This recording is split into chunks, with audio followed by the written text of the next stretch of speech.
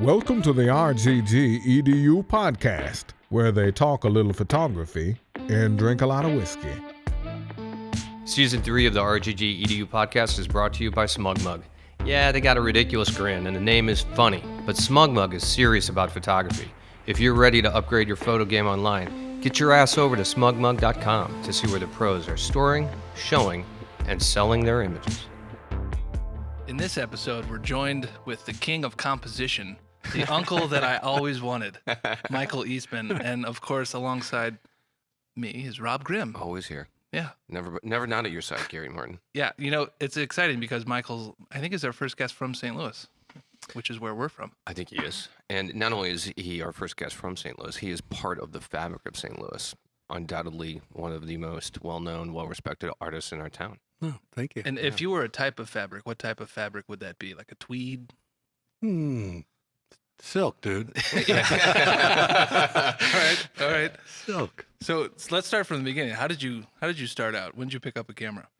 I took a photo class in camp when I was 12, and I learned the basics, development, and stuff like that. And it's funny when you learn something at that age, it's like it's there. Took a few pictures. Remember one picture I took? That's the only thing I can really remember. But I learned how to do it, and then I didn't do it till I was 26. And I picked up a camera because I was basically so ADD that I could never think of learning like how to play guitar or how to paint. The idea of that amount of time and patience was like beyond what I thought was possible. And it was, but photography was instantaneous. I mean, you could make photographs immediately. But it wasn't so instantaneous as it was now. Oh, that's great. Yeah. These things. So when I think of film, I think of that's why I don't shoot film, because it's not instantaneous. So it's funny that at the time it was. If you could go out and you could take a picture and you could develop it and get the context, doesn't that take the like slide back? No. Yeah, but 2 hours was instantaneous. But how long does it take? 2 hours. How long does it take to learn an instrument enough to make music? I have no idea. I don't play any instruments. That's why. Weeks, months, Super years. impatient. Yeah. Photography, you pick up a camera, you snap it, and you've made a picture. Yeah. That's the democratic side of what photography is to me. Anybody can do it, and anybody can do it right away. And now anybody can do it with, literally anybody can with a phone. Everybody is. Yeah. Yeah, everybody's so prolific. Everybody has cameras in their pocket. Which is difficult for a photographer when you go on Instagram or whatever, and there's amazing pictures all over the world. Right. And when that's what you did for 20, 25 years, I'm jumping ahead, but it's disheartening. Well, let's jump back. Let's go back and give our audience who don't know you, tell us who you are, what you do, your style, and kind of how you've made your mark in the photographic world. If you kind of sum up you for us. Let's see. I'm a fine art photographer who made that choice. The choice was made for me by the crash. So I became a photographer about 20. I've been a photographer. Let me start over. Okay.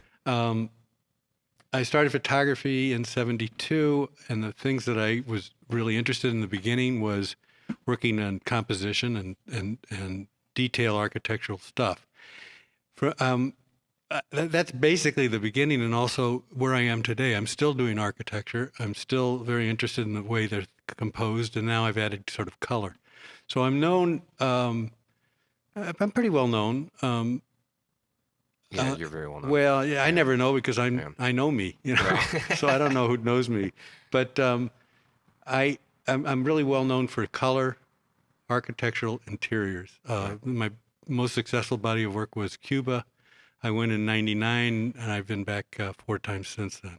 I'm planning to go back again. And you show in galleries across the U.S. Your work is I used to. I mean, it's a big subject because I started with one gallery, and then I had 2, and then I had 15, and that was in the in the late 90s. Yeah, and it was a full-time thing.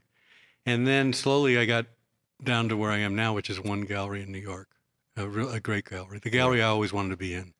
So is it better to be in the single gallery that you always wanted to be in, or were you more at a height with 15 galleries kind of all over the place? Yeah, that's a tough question. With one gallery, it's great. I don't have to do a bunch of work in terms of accounting and where prints are and who's got inventory and who needs what. I don't do that at all. The gallery does it. The bad news is that I don't get the exposure I got. And for a photographer, you want as many images as you make out in the world, and part of that is at art fairs and galleries, etc. When you're in one gallery, you get 2 spaces on an art fair wall, if you're lucky. Right. If you get one, you're lucky. Right. And usually you're fighting 30 other artist photographers who need to be on the wall too. So it's tough. I don't like that from that standpoint. I want people to see what I do. So what draws you to being a fine artist? Because most of our audience is truly trying to break into the world of commercial photography. They haven't really experienced the world of being a fine art photographer. So I know you well, so I know your history. You've done a lot of commercial work. What drew you, though, to being a fine art photographer? But I always was both. Yeah. When I started, I was a commercial photographer to make money, and then I'd go out on my own and I remember my biggest influence then was Edward Weston's daybooks, and I used to read those like a Bible. Every day I'd read a couple pages, and here's a guy talking about being a photographer, being an artist, living the life of an artist. Right. And it was completely inspirational to me. I mean, I still am so fond of his words and his images, and so I thought I could do both, and I did. I did photograph shoes in the beginning. Mm-hmm. I did tabletop, and I got pretty good at that. I was doing national ads a little bit, and I was learning. I taught myself for the first 10, 20 years. I was pretty good at the end of 10 in black and white. Then I started color in the early 80s, and that's so I got good at that too. You photograph people. I did commercially. I don't for my own work.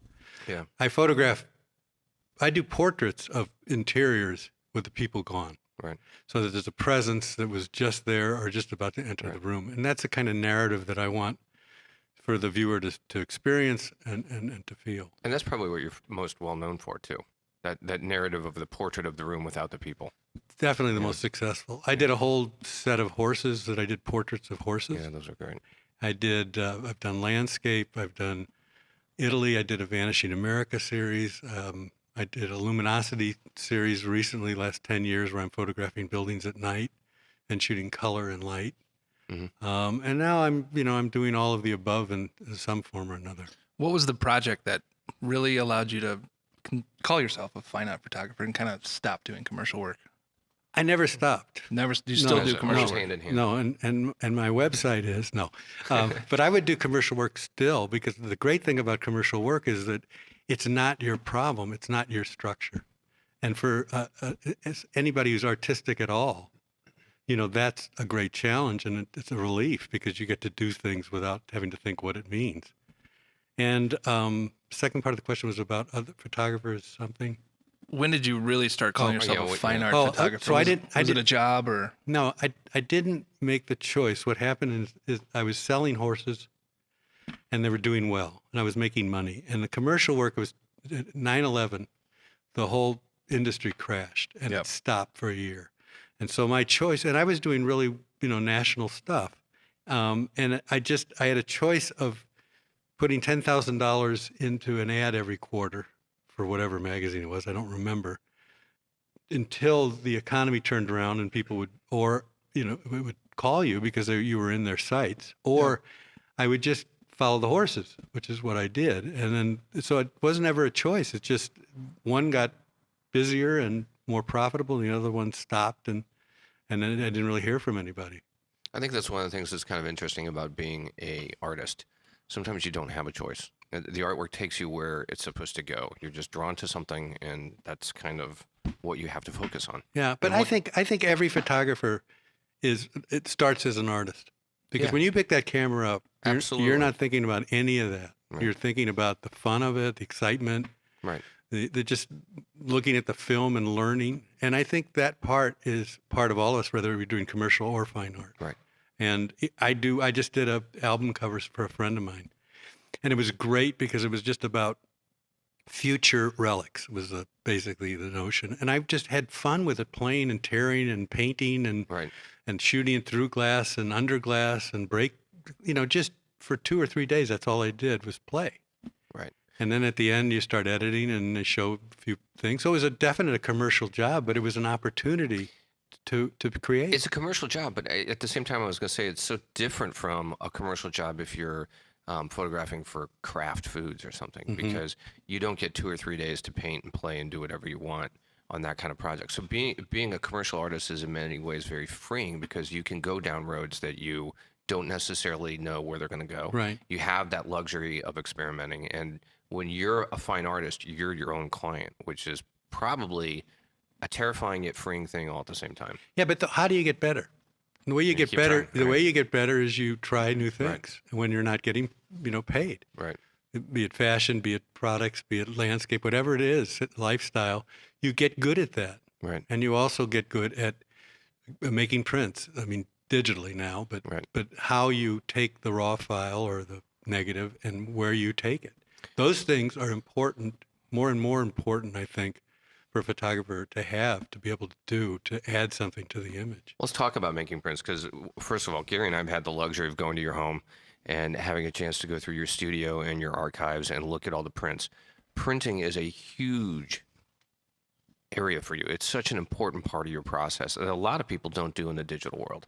Yeah, I mean, I've always printed. When I first started in 73 or 74, I was doing photo silk screens because I saw them at an art fair, and I thought, God, these are cool. Right. So I was always open to that. And, I like the idea of being an artist, but I didn't have the patience to learn how to paint. So photography, was sort of my way of creating stuff. And it was more immediate. Yeah, it was definitely immediate. Right. I want to go back to when you were in 12 or a lot of galleries. What was that like? What sort of requirements did you have to supply them with prints or to make prints for them? Like, how busy were you just dealing with supplying the galleries? I was just making money and paying somebody to do it. And it was great because I had one person that worked for me full time, and that's all they did. Kept the edition straight, ordered the prints, looked at the prints for me, oversaw the mounting, crating, everything, paying the bills. And so it was great. I mean, I did all that stuff on my own, but I wasn't that successful, so it wasn't that big a deal. To get 2 or 3 checks every 2 or 3 months was pretty easy to deposit. But when you're doing fine art and you're doing editions, it gets very complicated, and you're working on more than one. Yeah. But I liked it. I liked the action. I liked talking to people every day, and I like talking about shows and stuff like that. That was great because I feel isolated now, which is just part of being with one gallery. You don't have those kinds of interchanges daily. Yeah. So when you were with that many galleries, how often would a print sell, and what does that process look like? And also, a follow-up question. There's a lot of questions. Well, I do one at a time. Yeah. No, I'm just so curious because I know nothing about the fine art and the process of like supplying them. And after walking through your house and seeing how many different editions and frames and things that you had from galleries from decades past. Right. I'm just so curious. So what did that process look like when you would sell a print, and how many editions were there of that print? Oh, 50 total, 3 different sizes. So would there be one project in all of those galleries, or would all the galleries have a different project in it? Well, at some point I had 7 traveling shows, so they could pick what they wanted. But they would take a horse, usually have a group of the horses. Yeah. But they could, we were online, and they had portfolios that I made, 16, 20 portfolios. They're beautiful prints. So they were showing people prints there. And then so I would get orders, come on the email, and then we would update our edition schedule. That was fun because we were faxing out the changes in the edition. What's that? And there were 15 galleries out there going, oh, God, he just sold that horse. So it was really exciting. I mean, I really, really, it was fun. It was, you felt good. It was a rush. But I tried to stay away from that part. And all I wanted to do was shoot more horses or go to Cuba, because that part is great because it funds the things that you want to do and it funds freedom. So what was the amount when you made an edition? Was it all 50? Were some 25? I did it on demand. On demand. Yeah, I had a printer that I printed most of the horses myself. So it's not 50 out of 50. You know what I mean? Like Eventually it would be. Eventually it would be. Yeah. But would you stop at 50 or would you keep going? Oh no, you can't do that. Yeah, no, you have to have a cap. Yeah, well, It is and that's what it I'm is. asking. Like, because that might be tempting. Like, if it's super high demand and you sold Oh, 50, totally and tempting. then like done. Oh, you it's just totally you can tempting. never do it. No, it's totally tempting. But you know, in the old days when photography started, people didn't do editions. It became something that, because photography became an art form, you know, it became officially an art. You know, you had to have scarcity, which was basically fabricated, because photography was just, you went in the basement, crank. Yep. And, you know, I mean, Ansel Adams sold 8,000 moonrises. I mean, he didn't have an edition. Did he really? Yeah. He sold 8,000? Yeah. I And never all those knew guys, that all fact. those- That's incredible. All those guys that have, you know, have one or, you know, Weston's Pepper sold, I don't know how many. He didn't sell that. He didn't print that many, but Adams did, and after Adams. So, and then we were, you know, editioned. It became scarce, but the scarcity was basically fabricated to mimic being an art instead of something that was so democratic. Totally makes me want to know the value of that. Had Moonrise only been done in an edition of 50, what would each print be worth? 150,000. Yeah, what do they go for now? I don't 600,000. even know. Do you know? Yeah, about 18. 18 grand? Yeah, maybe Yeah, a little and more. It's probably going up a little bit. At one point, it was 16. The first time it sold at auction, it sold for 16.7. Yeah. And people were running down the street with their moonrises. Where do I get my $16,000? And so when 5,000 people ran so down when the they all street. ran, so when they all, you know, they all were visible, we all realized that, you know, that there were a lot of prints out there and they weren't as valuable. Paul Strand printed 2, and I think they're 1 million. Yeah. So I think if it was 1, it'd be 1 million, which is Easily. crazy. Yeah. It's just nuts. I Easily. mean, I remember one of the first times I showed work was at a fair at WashU, and I had a picture up that was, I don't know, sort of a sequel thing, 10 pictures on a frame. Mm-hmm. And she said, "How much is it?" And I said, "It's $40." She said, "$40? Are you kidding? Who do you think you are?" And she walked away. That was my first show. Man. Little did she know Yeah. who she was dealing with. That is worth $55 today. Can you compare selling prints in the market, you know, late 80s, early 90s to today? What's changed? How do people still buying prints? Yeah, I mean, I've gotten to the point now where I can't afford my own prints, which sounds great, but it's not really, because I liked it before when they were manageable. But by going scarcity, by being exclusive with one guy, the prices have, you know, have risen, and so that sort of changed the whole game. That's very different. There's also many more galleries, many more art fairs, many more photographers that are making a living, which is fantastic. I mean, fine art, but most of them are doing commercial work too. Lots of them, and it's interesting work. You know, their commercial work, because it borrows from their fine art vision. I'm actually always surprised at the art fairs how many photographers there are that are selling there. And, you know, a lot of them, obviously, that might be the only place where they're making money in terms of being in the art fair circuit. Art fairs are critical. That's one They're thing. lucrative. They're much more critical. They didn't exist 25 years ago. Right. And now if you're a gallery, you spend $60,000 to $100,000 for the booth. Oh wow! Yeah, but you get What art fairs are these? let's see, the APAD show and the Armory show, Basel, Miami, the big shows. There's Yeah. not that many. There may be, So you $60,000 just to get in the door, and you get, how big is your booth? 20 by 10. Wow. Well, that's a good sized booth. But actually, all the 10 by lights 10, are yeah. like $1,000. You know, they A la just, carte, it's yeah. amazing how much it is. But the point is that they also get about, you know, anywhere from 40 to 70,000 people that go in front of their booth. And you don't, this gallery's in New York, you know, they don't get, they get a couple people a day maybe. It's not, you know, it's not like there's a lot of traffic. So that's where a lot of the sales are, or at least that's how a lot of the collectors are seeing work. Yeah. So I got to be honest, when I'm probably walking through a lot of these shows, I will not know the difference between a great print and a print for $5. So like, how are you attributing like, oh, that print is worth $1,000 or $100,000? Like, what do you look for? And like, well, some of it's knowledge of who they are, you know, but you're right. You can look at two pictures and I mean, sometimes that $5 picture is fantastic. I mean, it's the $1 million picture started off as a $5 picture, and and its value rose because of the strength of it. Yeah. So, Well, the problem with the fine art world is that it's subjective. Art is subjective. And the value of a piece of art is what somebody is willing to pay for it, period. Like that didn't a potato just sell for like $5 million? Picture of potato. I Does don't that know. ring a bell? That doesn't ring a bell with me. It but doesn't doesn't surprise mean me. It doesn't mean that it couldn't. Yeah. You know? It must be Or some. the what's the photographer's name? He shot the light in Arizona coming through the canyons, and that sold for like $4 million. Really? Yeah. I'm gonna have to- Nothing. No one. No, I just read the title. All right. Yeah, read the I whole didn't read the article next article. time. I didn't read the whole article.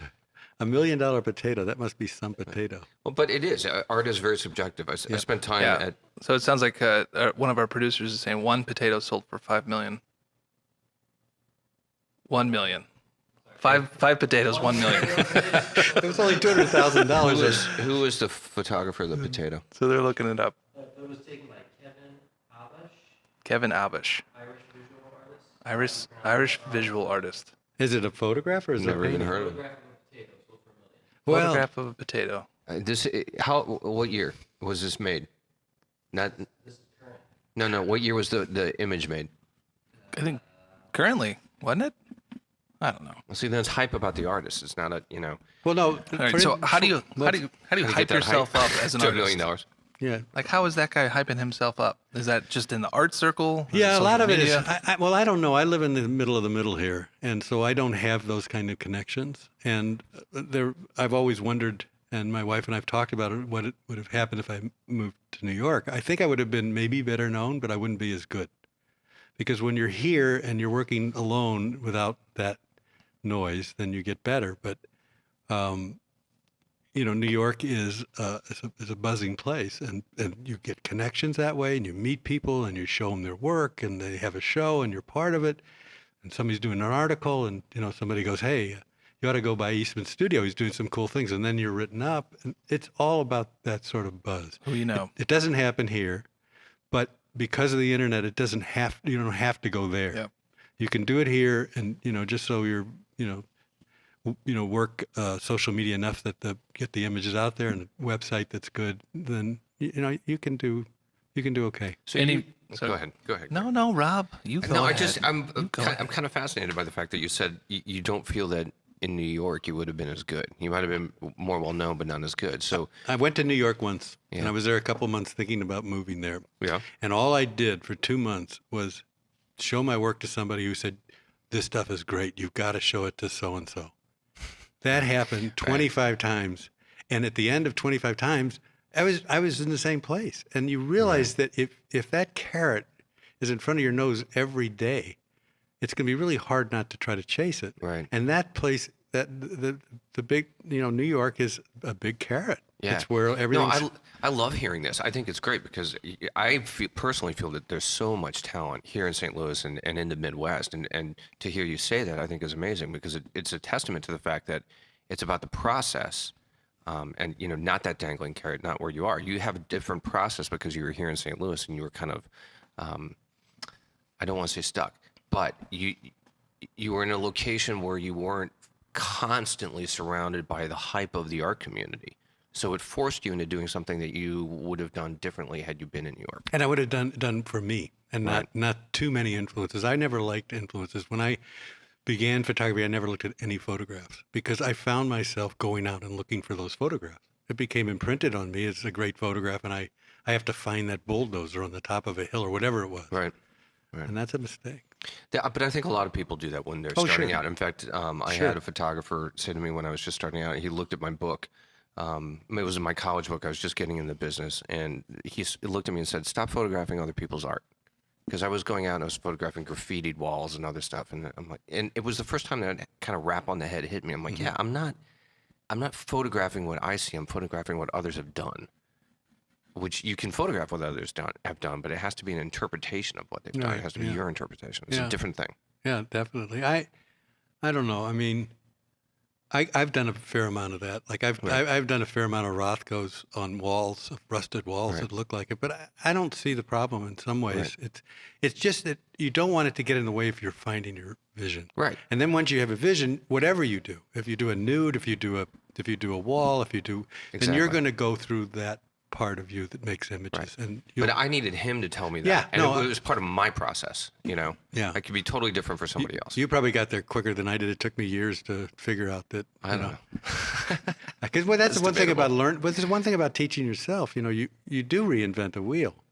I mean, it wobbles funny until it, all works its way through. But it's good to do that. It's good to, start at the beginning and figure out why you try this and what worked here and what didn't work there. Yeah, it's great because it also comes back around. One of the things that I thought was really cool about being in your studio, in particular the one in the basement, your working studio, you're going back and revisiting processes from 10, 15, 30 years ago and incorporating them, looking at them in new ways. So something that you've experimented with before is now bringing new life to the art that you're doing today. Yeah, it's, to me, it's sort of like a soup. You just put these little things in, that you've done, and eventually they come back and, flavor your how you see things. Even if they were total failures before, they can come back as successful, more than likely. I think you learn more from failures than you do successes because you never know why it went right. But you usually have a pretty good idea why it went wrong. And then you kind of get in the situation again. You go, oh, I'm not going there. I know what's going to happen. That's a good quote. You never know why it went right. Do you have any big failures that stick out when you look back on and would have done differently? I was talking to a friend today. There was a photograph that I saw really early in my career, and I didn't know how it was a Union Station under the glass shed with glass falling down and light coming in. I stood in front of it and I thought, I can't take a picture because I have no clue how to deal with this. I know there's something there, but I don't know how to do it. So that's a regret because it's a regret because I didn't take a picture, but it's also something that to this day I think about. I can see that thing in my eyes, and it's sort of get it out. Yeah, and it's sort of like I know how to do it now. Yeah. So I've actually, visualized myself where I would stand, what camera I'd use, how I'd print it, et cetera, et cetera. But it's funny. I don't have many regrets. I mean, I regret I dropped my phase one. How'd you drop it? It was the Fumble. the lock on man. the quick release thing. I had it for sure, and went whoosh, boom. So let's get into gear. What are that's you shooting on, and walk me through the cameras you've used for 25 years. Oh God, Nikon, Leica, Hasselblad, Sinar, phase one. Which ones and why?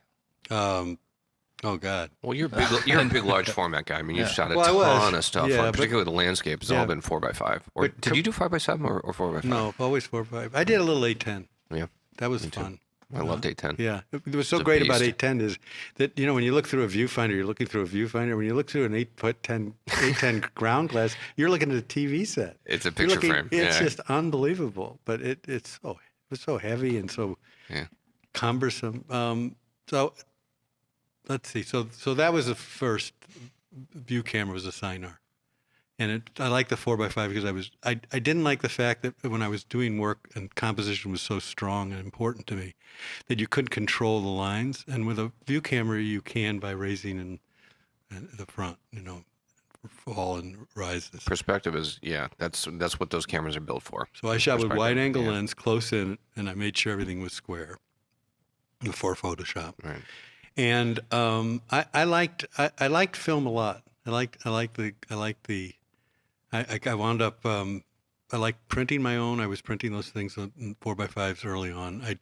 One thing I did, which is smart, I think, is I did a trade with a Glab where I bought half an 8x10 and larger, so I could print there for free. So I could print all my own stuff without having a color darkroom. So you shot all color neg? Yeah, in the beginning. Okay. Yeah, black and white, black and white neg. Trans? No, never trans. Really? Yeah, it scared me. It was that one exposure, and if you didn't hit it, you're like screwed. Seriously, you've never shot on trans? I shot on trans commercially. Yeah. Okay.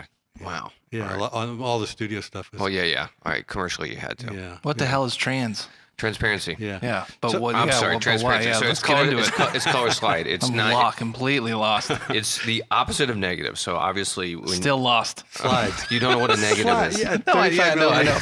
Come on, keep humor me here. Talk to me like I'm 5. I am. Yeah, 35 millimeter slides. Do you know what those are? yeah. Well, that material is transparent, and transparency. it's a positive. And you can do big film. You can do 8x10 transparency. Negative, you shoot a negative, it's a negative. Which you have to print into a positive. and to print it with an enlarger onto a. What are the benefits of either one? The transparency. Well, What do the you get? transparency What do you get of them? Transparency was all color. Black and white was not. Color was in color film. It wasn't very sharp, so the transparency had an advantage of being really sharper than the negative. Right. So if you're using the two same formats, 35 millimeter and the 120 millimeter, you would have to use to get the same clarity. You'd have to use a bigger negative to get the same. I'm just clarity. barely hanging on. So, Just barely hanging on. think about it this way: color negative, which was the most common and was cheaper, did not have the sharpness or the clarity that trans Yeah. did. Okay, that transparencies did. Transparency is far more expensive. It also had a better application in commercial processes because you could process it and immediately show your client. Where with a negative, you'd have to develop the negative, then you'd have to go into a dark room and you'd have to print the prints to show the client, and then those prints would have to be scanned in order to get into whatever Sounds kind of terrible. publication. Sounds Yeah, it was- terrible. Oh yeah, oh god, and the scanning processes back then were so totally and completely. I tell you different. what, if film was still around today and there was nothing digital, I wouldn't be here.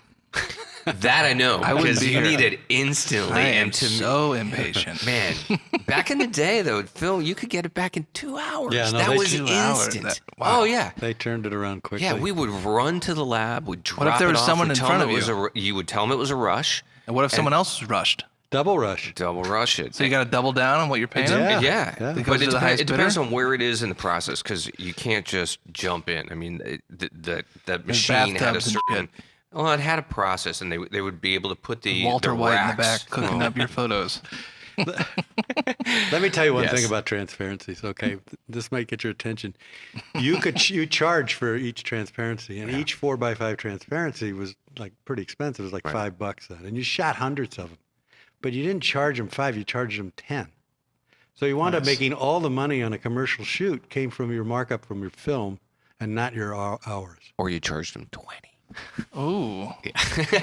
So would you intentionally remember what I- mess the light? Would you intentionally shoot more? Was that a problem? No. between You your had to cover relationship? your ass. You had to shoot it. But You couldn't- you'd squeeze a few in. no, you didn't know. You'd squeeze a few in, wouldn't you? No, I wouldn't. Come on. No, so think about it. You didn't know what you got. If you were doing splash shots, But you could intentionally like point the light like a little bit that way and be like, oh, that wasn't it. no, because it took forever. Extra We were- $20 we back were- in we were- 1983. That's like we were in the $40 studio till now. midnight almost every night anyway.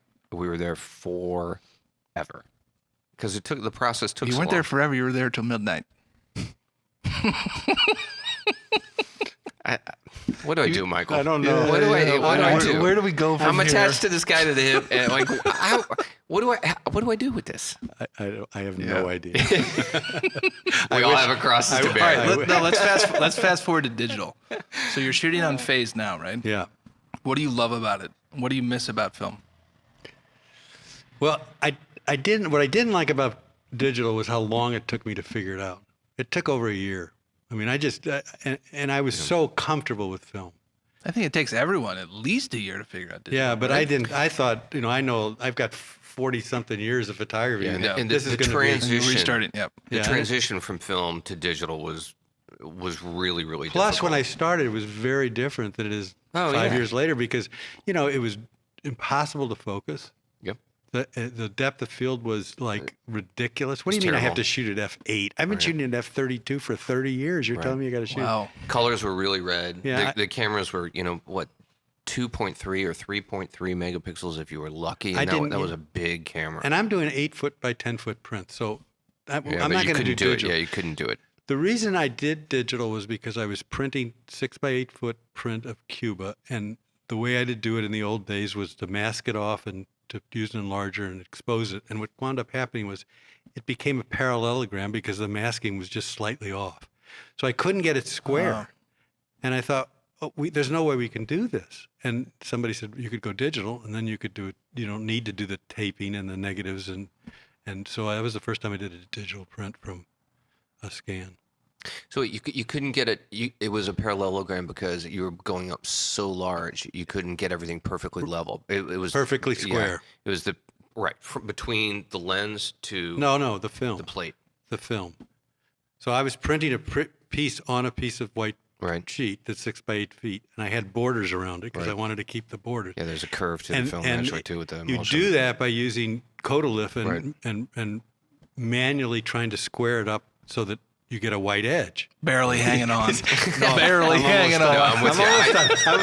I'm in the conclusion here. So basically, the square. I'm interested. I'm just trying to figure out what the hell it's coming. is going on. It's coming. Stay with me. If the square is off by a 64th of an inch, Right. which to the eye you can't tell, no problem. When you blow it up 6 by 8 foot, it's like an inch off. And so this thing that's supposed to be bordered perfectly and square looks like, Crooked and it's cockeyed. wrong. And I just couldn't have it. I mean, it was just imperfect. And when you do a print, you want it to be perfect. Right. So I went to digital. And from then on, I was shooting 4x5, bought a scanner, was scanning and learned Photoshop, learned how to print, became a immeasurably better printer because of Photoshop. I was doing all the same things, using the burning and dodging tools in Photoshop, and just treating it exactly like I did in an analog darkroom. And I got better and better and learned all other kinds of things that I could do. And now my prints are terrific. I went to digital because they stopped making ready loads for film, which were these expendable. Yeah, really? Yeah, because I wasn't gonna.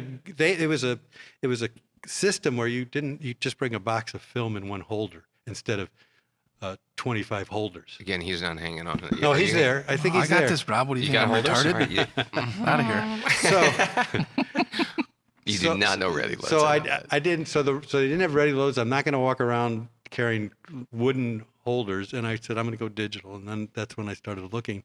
Took a year to look. And What year is this? oh god, 2012, 13. All right. Yeah. Not too long ago. pretty So recent. Yeah. you went digital pretty late. Oh yeah, I did because I saw what digital did. I thought Yeah. those are terrible pictures. The early Canon 35 millimeter, I could never get anything sharp. Think about how large he's going with his work too. I mean, when you're talking about some of the early digital cameras, there's no way they could blow up that big. No, it's just 30 megabyte. Well, file. now with that They attitude, Rob. never had the resolving power. They couldn't do it. 30 megabytes.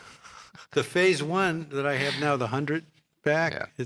it's a 300 megabyte file, Yeah, it's huge. and it's stunningly printed big. So you will like this. I think it's crazy, but Sony is now developing a 150 megabyte or megapixel sensor, which I think is nuts. I can't imagine on the little 150 camera, or megapixel. it's going to be a back on. It'll be medium format. Yeah, I want a little camera that has about 100. That'll probably come. Have That'll you shot probably with come. the A7R2? I looked at it. Yeah, it's pretty cool. I want to have a I camera. love it. I want to have a camera Love that's it. big enough because I still think the Canon for really printing isn't giving me enough. I can go 20 by 24 maybe, but it starts to fall apart. So I want a little more. And I don't know. I like the idea of handheld shooting. Yeah, I haven't done that, and I think it's an interesting way to see after being on a tripod for 40 years. Yeah, it's people listening probably that might make their head explode to hear the fact that you've never really had the opportunity to shoot handheld. Your process is totally different. You have to be on a tripod. Yeah, and I hate it. I mean, Yeah, it's like it will- it's like it's carrying, cumbersome. It's carrying somebody with you all the way through Right. life. It's just big and it's bold. Even the light ones are big eventually. Right. They're heavy. I read a headline today, not the article, of course, but just the headline that Sony just took over Nikon for number 2 in terms of the size of a camera company. Does not surprise me at So- all. Rob, as someone that has given up Yeah. for Sony, Shh, shh, shh. Don't, shh, don't. Shh. Don't shush me. Don't you shush Yes, me, go Rob. ahead with your question. What do you think about that? Like, obviously, It doesn't surprise me at all. You know, Sony is a very intelligent company, and they're run by a very group of smart people. For a long time, they've been making the sensors that are in everybody else's cameras. Yeah. You know, if you crack open most cameras today, you'll find a Sony chip inside of it. So it doesn't surprise me at all, because they've had partnerships with people for a long time, for multiple years, on a variety of different cameras. It doesn't surprise me that they have just taken over and said, all right, we can build our own stuff better. Let's do it. I love my Sony. Honest to God, I love that camera. It's a great little camera. I'm blown away by the picture quality that comes out of it. Not that I hate my Hasselblad, because I don't. Every camera has a different purpose. That but sucker's Sony, big. That Hasselblad. oh, it's huge. And you know, that thing is hard to handhold. You know, think even so. as a medium format, you put a 120 macro on there. You shoot at 6,000, it's still soft.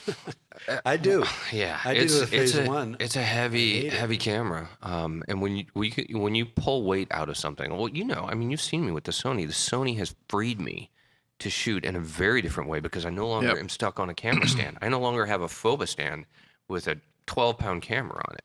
Yeah. A 12 pounds is not that big unless you're holding it all day long. That gets exhausting. Not even all day long. Just an half hour. Yeah. Half hour. Yeah. There you go. Yeah. You're toast. Yeah, normally reflecting back, seeing you using the Hasselblad just to find your perspective, then it's like, okay, I think this is it. Then you drag the camera stand over, put it up, and then put it on, lock it off, and then you're not quite right. Yeah, it's So cumbersome. you're wasting a lot It's of time. cumbersome. I really did find that the Sony freed me. I was able to do the work that I do faster. I was more engaged with it, because I could move to different locations. I could find more spots. I could explore. I could explore better. I mean, that's the bottom line. I could explore what I do faster, quicker, better than I can with a bigger camera that slows me down. The thing too is that when you get that place and you put your tripod up, and you're basically got cement shoes, you don't Yeah. move. Right. Maybe you move an inch. Right. But when you are walking with a camera up to something that you're interested in, you know, suddenly you're in a different place. And then Right. you move a few feet over to the right, and suddenly you're in a different place. It's like when I shoot and somebody's driving, even if they're going 10 miles an hour, I feel like they're going 60. Because that idea of walking slowly and seeing how everything changes, because everything in three-dimensional is going to overlap in different ways, is about seeing. It's about It's totally about seeing. It's interesting. We have a friend, a guy named Rob Timko, who is a really interesting photographer, and his work blows me away. It's just so funky and it's so different. So and when I've analyzed it, I've thought, you know, I could never shoot like Rob. And the reason I think it goes down to is because I have been tethered to a phoba stand for 25, 26 years. I've never had that freedom the way he has to just kind of see the moment, grab it, and go. Like it's almost like this this little bit of, I'm going to capture that and I'm going to move on, where you're locked down. You can maybe move an inch or two. You're really kind of constricted in the commercial world, at least the way that I have worked and my clients have needed me to work. It fascinates me that there are different types of photographers out there that I just admire so much, because I can't achieve what they can achieve. Yeah. And it frustrates me. No, me too. You know? You want to be able to use all the tools. Yeah. And it's the one that's not open to us. But that talks about the process too. Like my process I've been so trained to do this one thing because I've been doing it for so long. I need to break myself, I guess. Well, that camera's a start. A good way, Yeah, I think so. I'm sort of gridlocked. I always have been. I mean, I'm very formal in the way I present a picture. Yeah. And I look at a lot of photography, but I look at a lot of painting and a lot of sort of multimedia stuff now. And it's sort of interesting, but I think I'm starting to kind of go off square a little bit.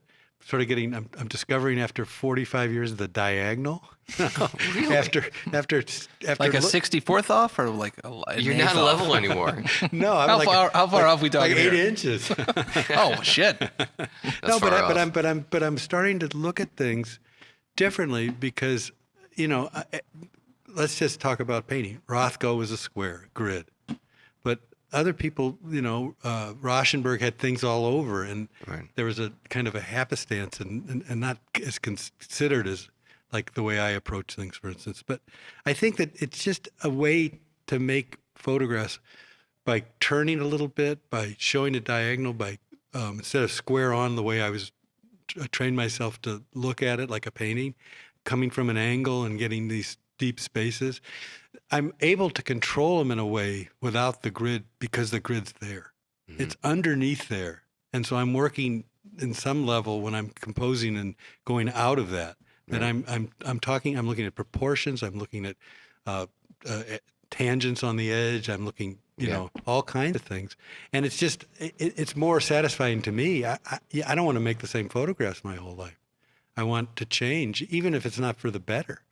Right. You know, and there are times where after you do a good series of work, you struggle to find another good series of work. Yeah, I think it'll eventually be for the better. Because I do too. when you break your habits and you start to go down new roads, there are times where absolutely the work is crap. It's just not there yet. No. But you have to develop it. You're not there yet. So kind of breaking your habits and exploring new avenues allows you to eventually be successful at and create the images that you want. Well, and create new stuff, and it's more complicated. My whole thing about art of any kind is it's about layers of ideas. If it's one thing, it's not much. You know, it's like a one-line joke. Yeah. But if there are multiple things going on, then it's more interesting. There's more to explore. There's more, and I think that I think that's significant when you're doing things differently. You have all this sort of new options. Gets back to putting time in, time behind the camera. Yeah. What do you like most about your work today? The work I'm doing today? Yeah.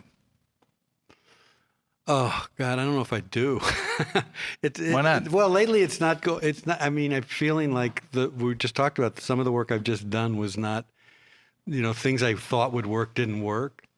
I guess I really like printing now, and I think that's where I'm sort of focused. I haven't been traveling as much, and so I'm looking at old negatives, and I'm printing them in different ways.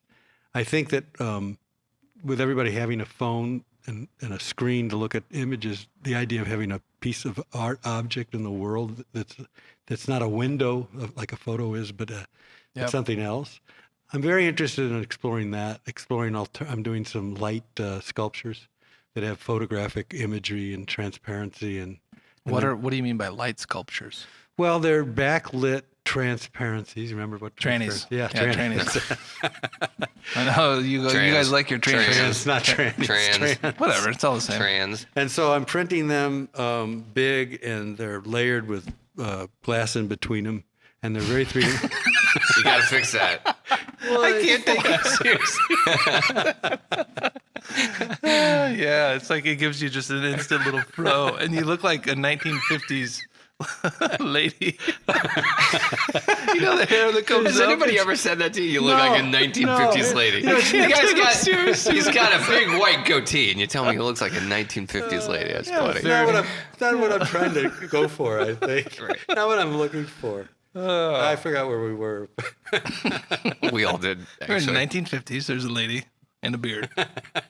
No, we were talking about the transparencies are trans. We were talking about the light sculpture. Yeah, the backlit sculptures. There's a backlight.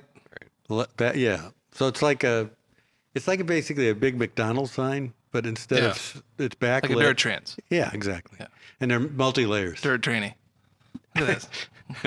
The multi-layered. Yeah, no, Trans, when we were in trans, your yeah. basement, you were taking us through your whole process, and I was incredibly impressed with your just entire house. You have this amazing, huge 3-story house, and your whole basement is it's like your playground for like printing and creating. And you have like all these different projects you're working on. I was just like, wow, like this is amazing.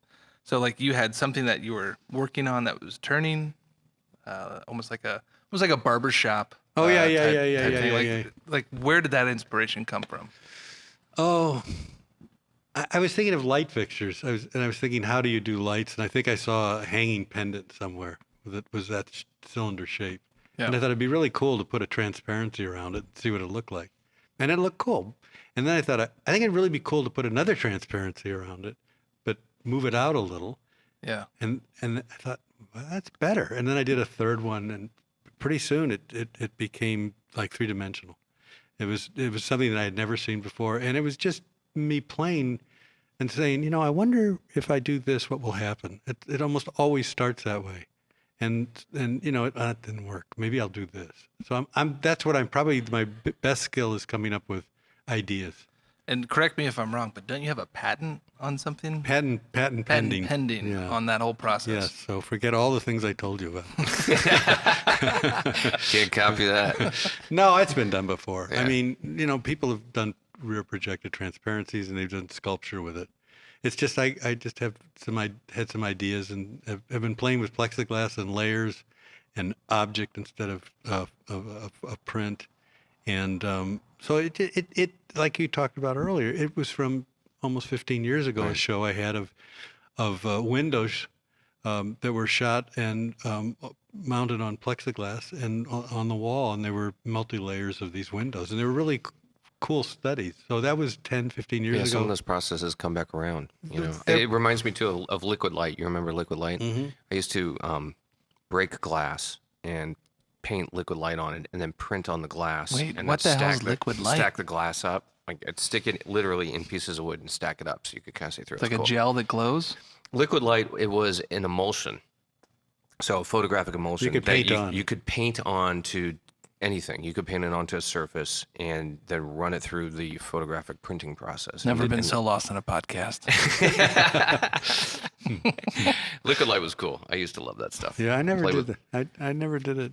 I played with that stuff all Yeah. the time. My dad and I both were really into Yeah, it liquid was light. cool stuff. Yeah, it was Do interesting. they still make it? Can we get some on You Amazon? know, I have no idea. Hey MJ, will you That order would some be- of this yeah, on let's Amazon look right for now? liquid light. It's really, really Make cool sure stuff. it's Amazon Prime. But we're gonna have to come over to Michael's house and play Yeah. in the dark. You know, I got a kit for cyanotypes, Oh, awesome. and I've been thinking about that a lot. But I don't know. You know, I don't want to just take an old negative and do it. I want to do something Yeah. that I'm thinking, hey, this would be cool as a cyanotype.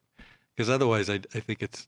Like, I what do mean, you think would be cool as a cyanotype? Thinking now. That is the question. What's the cyanotype? Uh, Come on, guys, I'm 5 years old here. It's a non-silver print from the 19th century. Non-silver print from the 19th century. So basically, instead of using Cyanotype. silver Right. gelatin, which is what black and white is, Yep. it was cyan that was light sensitized, put on a piece, painted on a piece of big paper, and put a negative on top, and put it out in the sun for like an hour, and then have a developer, and it would come out. It was pretty cool. It's cool stuff. It's beautiful. It has a deep, deep blue black Cyan, and white yeah. cast. So it picks up the cyan. So it literally, you know, for the photographic process, black and white printing is used with a silver-based photographic emulsion, and this is using cyan color effectively as an emulsion. So instead of the silver, and it produces really, really beautiful prints. Yeah, They're very cool. abstract and really beautiful color. What are your favorite type of prints? Is there such a thing? No, I don't know. I like color. I like color prints, sea prints.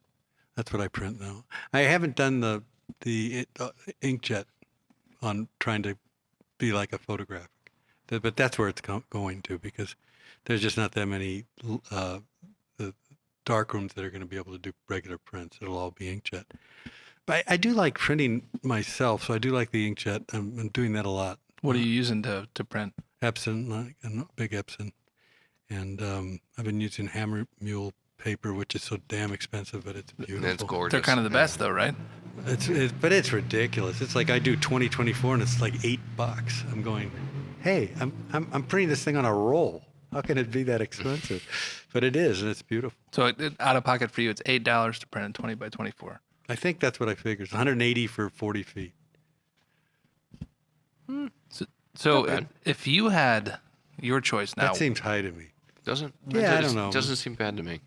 I'm cheap when it comes to buying Think stuff. about it. You charge $10 for a 4x5, but then it's the negative. No, I'm getting $10 more for it, and with the paper I got to pay. It's- Okay. All right. Now I see where No, you're I don't know. I've never. I just the idea of spending a lot of money to do what I do, and because black and white was very cheap to do, and when I was doing my own color, it was pretty reasonable. But this inkjet is a monopoly, and those papers are overpriced. yeah, we just buy new printers instead of getting new ink. You can always find a printer on sale. It sucks, but Well, they don't care. Yeah. That's like a delivery device. I know Right. there's always a printer on Yeah. sale, and I'm like, wow, the printer's cheaper than the ink. We This is actually have bullshit. done that. We actually have bought printers because it's cheaper than buying the replacement inks. It's like, yeah. what? Look at us polluting the I world. don't get it. Well, yeah. So, what do you want to photograph now, and what's keeping you from doing that? What's your dream right now? I think what I want to do is some more of those interiors that are portraits, Where at? without people. U.S. country? Anywhere. I would do it in North St. Louis if I could find a suitable place. The difficult thing is finding them, and I've had I've had really good luck in Cuba. I've had great luck in Italy. I've had not so good luck in Lisbon. I wasn't so successful in Mexico City. So in New Orleans, I've got some good photographs from there, but not the kind of thing I really want to do. I don't know if what I'm looking for now doesn't exist. What are you looking for now? Well, Cuba was very specific in 1999. It was frozen in time for 50 years. It was beautiful Caribbean color, incredibly beautiful French and Spanish contemporary furniture, 50s furniture, and these beautiful homes that were crumbling down with beautiful artwork on the walls and paintings and photographs of the family, a story. And those things are what is the most successful photographs that I've made. But I don't know if it was a one-off and I'll never find it again, or I need to take you to Moldova. You Well, lose your mind. Let's ask our audience to start to be location scouts Oh, for us. They could send please. in No, some seriously. images. Like, so Please. I lived in Moldova for 3 years, Eastern Europe, and that country, among many things, has been rated as the most depressing country in the world. It's the poorest country in Eastern Europe. A few years ago, it was the only communist country. So I got a lot of access to a lot of different villages, a lot of different people, even made a documentary there. Going into some people's houses, at the time I wasn't a photographer, we were shooting this documentary on the standard definition XL1 Canon camera. I don't know what he's talking about. Yeah, so I don't either. technically I was shooting That's why I film. was sticking my thumbs up, man. Technically I was shooting You film. were not technically shooting yeah, film. somehow that's film. I don't It's know digital. how. I don't know how. It was film. There's a tape. Anyway, It's a tape. but man, I think that would be something that you were looking for, because as much as I've seen of Cuba, I haven't been to Cuba, but that was the furthest back in time that I've gone, because it's Oh, it's do you have pictures I can look at? Oh yeah, absolutely. Wooden carriages with wooden wheels, horses. That's how people get around. It's literally like you're going 100 years back in time. I like that. I think that photographers are basically, regardless of our intent, are historians. Yeah. I like the idea of capturing things that haven't been captured. I like the idea that I was in Cuba early and got to some of these buildings before they got renovated or fell down. And I don't know, there's something about what photography is and what it does and what it can do. And it does record history. And so, yeah, I'm looking for that, but I'm also looking for color. I'm looking for that narrative. I'm looking for architecture. Yeah. It can't just be a peeling wall, because that's just not enough. There's not enough there. There's for not me. a lot of architecture in Eastern Europe. It's all the same. It's all No, but- drab. It's all dilapidated. There's architecture in a very specific way, and there's a lot of it. I'm going back to Cuba, I think, in a month, maybe a little longer. Will you bring me with you? Yes. Let's go. Yeah. I've been I'll dying go. to get to Cuba. I'll go. All right. I'm in. Are you? Yeah. All right. Yeah. Rob, can I We're go? going to. No, because I'm going too. Or yes, Oh, because we're I'm both going going. too. Yeah. There's Kevin, no you're way I'm kicked not going out. to miss. Sorry, Kevin. I am not going to miss a trip to Cuba, cities. particularly with Michael Eastman. 3 by the way. cities. Yeah. All right. We're working on location now, and I'm supposed to get it back in 10 days. How do you Okay. produce that? How do you? I know a producer down there that I met a couple times ago. Really a good dude, and he's got people out, looking for, knocking on doors and going in trying to find interiors. I did it in 2014 and was not very successful. So, but I just felt like maybe if I do 2 other cities besides Havana, maybe it was just I had a bad I didn't have a bad shooting day. It's not me. That's the thing. Yeah. I have to tell myself. Sometimes you just don't get in front of things that are really great. Right. And most of the time, you don't get and usually almost everything you get in front of is not a great. And you have to get in front of all those places to be in front of the right one. Right. And that's time in. Yeah, it's just opening doors. Yeah. It's just traveling and going and hoping that you're going to open a door, and it's like Christmas, it's going to be this great present, or it's going to be. I think we should go with you, and I think we should take our cameras. See what we get with you. All right. Film or digital? Transparency.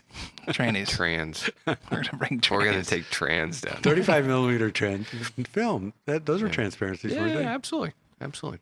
I mean, cameras, motion Yeah, yeah. picture. Yeah. Yeah, Yeah. I'll bring They were my indeed. I'll bring my XL1. I'll shoot film. Nice. That'd be great. Let's bring Alexas down there. That'd be cool. There's so much to talk to you about. We should come back and have another sit down with you, talk about composition, Okay. talk about so many of the processes of talk about printing too. I mean, think about how many different printing processes we can talk about, how we can share that with our audience, because there's a wealth of knowledge that would be fun to tap. Yeah, it's my favorite thing to do now. Yeah. I've got 100. I probably have 100,000 negatives. And That's amazing. well, maybe not even that. How many trans? More than you think. More. But 100,000 negatives. well, it's for. That's a Maybe it's lot. probably not. What's that the much. process of turning that into digital? What would that cost? I have a scanner. Scanner. I just stick it in the drawer and push a button. It takes time. What's a scanner cost? It was about 25,000. 25,000 Yeah. for a scanner. Wow. Yeah. But I'm Do you not. have flex tight? Is that what Yeah. you're scanning on? Yeah, but I'm not. It was the most I ever spent in my whole career Yeah. when I bought that. But I knew that I wasn't going to go to a lab every time I wanted it. And Scan how long image. does it take it? If I have one, what does it take? Or negative. 30 seconds? 45 seconds? A minute? Minute, Minute. 2 minutes. Someone crunched the numbers on that quickly. That's Figure a out. lot of time. It's too many time. Yeah, but you can be working. 100,000 minutes. You can be working on the Photoshop at the Right. same time. 100,000 minutes Someone plus the time figure to out change it all. how much time that is. It's forever. Days. It's just forever. How many days Don't is figure it out. 100,000? But you know what's minutes? fun about it? Quick, everyone do math. You know what's fun about it is the thing I loved about photography, which you're going to be absolutely clueless on, is watching an image appear in a tray. Right? You don't know what that means. No, of course I do. I took photography in high school and it was still film. Oh, all right. I'm playing it down a little bit for all our right. audience. Well, I don't know what I was going to say. It was good. That will know that you were going to say. Oh, that no, that I know what it was. process is I know so what it was. I know amazing. what it was. Watching that trick. Shaking it like a Polaroid picture. Yeah, Weren't you? Yeah. watching a print. No, when one of the biggest thrills from the very first time I did it to now is watching that print appear in the developer tray. And the thing about a scan is when you put that negative in, it's a negative. You don't have a clue at what it really looks like. It's kind of purple. It's kind of orange, and it's got shapes. And you put it in that scanner, and it scans it, and it comes on your screen slowly from left to right. And it's just like being in the darkroom because you're seeing Really? it for You the have that first. feeling? Yep. Yes, absolutely. Oh, that's good. Because you've seen it for the first time positive. It's Yeah. always been a negative. And so it's not unlike, developing it because now you see it and you go, wow, that's pretty good. Or, oh, that didn't work. So well. funny story about the scanner. So my dad was in Vietnam and he has all of these negatives, right? And I've never gone through them. So I ordered this cheap scanner off of Amazon. I think I paid, I don't know, $40 for it or something like that. I didn't know what I was looking for. And I just started scanning them. This was like maybe 6 to 8 months ago. And I was looking for portraits of my dad, right? And then finally, boom, one comes up. And then bam, it's right there. I put it in Photoshop. Oh, that's awesome. I messed around with it a little bit, corrected a lot of things because it was a little off. But most of the photos were out of focus or, super soft.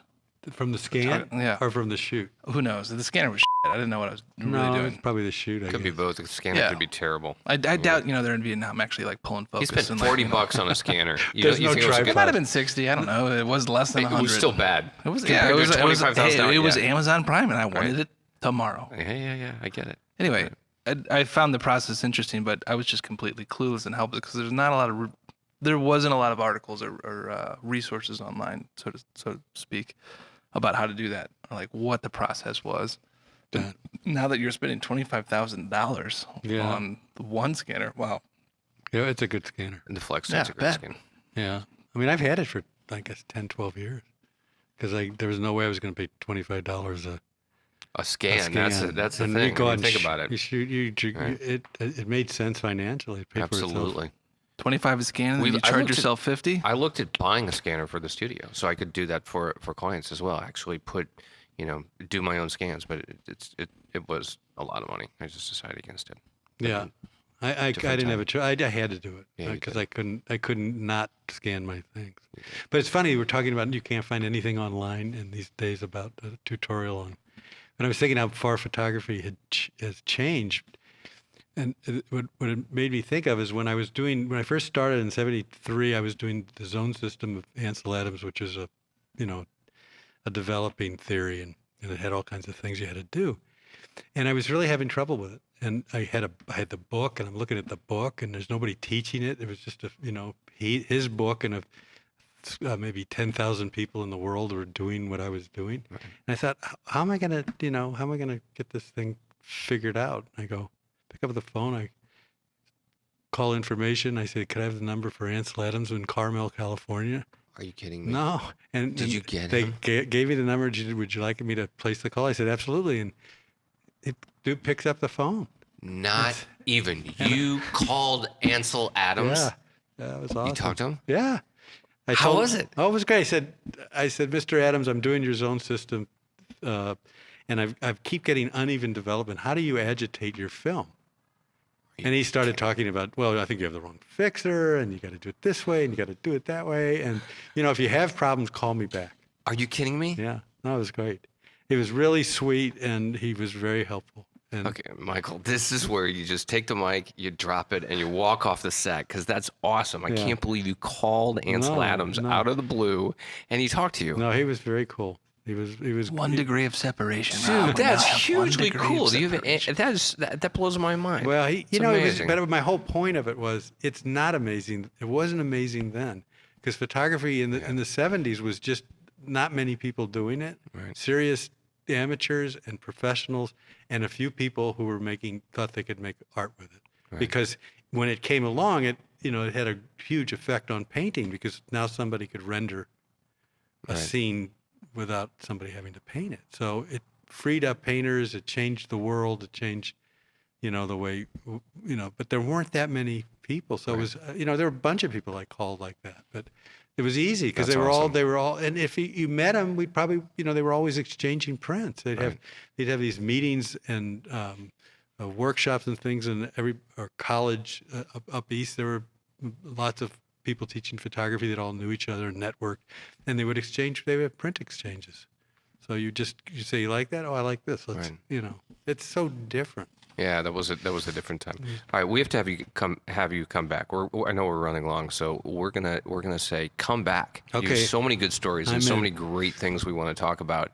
Have to get you on the airwaves again. But I do want everybody to send in locations. Yeah, absolutely. So to our audience, Michael Eastman is looking for incredible locations anywhere in the world. Yeah. Send a dick pic too. Why not? Just fuck it. Send a dick pic. No, send locations to Michael, to us. Send them to, Yeah. if you have them, send them to rob at rggedu.com, and the we will dick pic. forward them on to Michael. Help me out, Josh. Michael, where can we find your help me work? It's eastmanimages.com. Are you active on social media? Can we follow you? Yeah, it's Eastman- are you- Eastman Images on at Eastman Instagram. Images. All right, everyone listening right now, follow at Eastman Images. Yippee. Yeah, thank you. It's been fun talking with you. My pleasure. And that wraps this episode up, Rob. Another one in the books. Another Boom, one. done. Let's three-way pound it. Bam. Did you know that I keep bees? Like I'm a beekeeper. Seriously, I have a ton of bees. I probably have like 7 or 8 million, too many bees. I have too many bees. Podcast out.